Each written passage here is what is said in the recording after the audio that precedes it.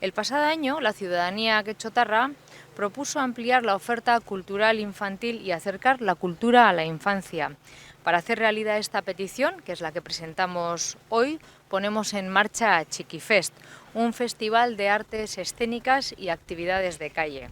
El festival tiene como objetivo potenciar una oferta cultural diversa y de calidad, dirigida a niñas y niños de hasta 14 años y también a sus familias. La programación se desarrollará en el entorno urbano porque también queremos potenciar el espacio público al que tuvimos que renunciar en pandemia y que lo estamos recuperando poco a poco. De esta manera, los fines de semana de junio del 2 al 4 y del 9 al 11,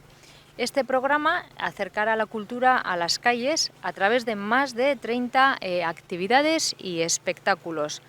de diversa índole.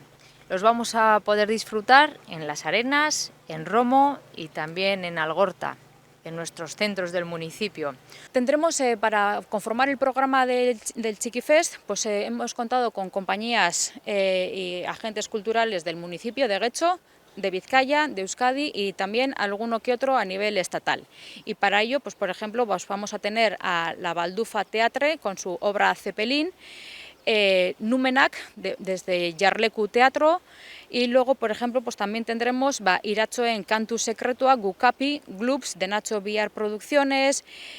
Tormagoa, Tachorroborro Magoak, con su espectáculo TNT, Animalia desde Sandal Producciones también tendremos para poder disfrutar, y el siguiente fin de semana en el entorno de Algorta pues tendremos Gora Bihotzak de la mano de Idabe, Herencia, la industrial teatera con un espectáculo de clowns y muchísima programación más.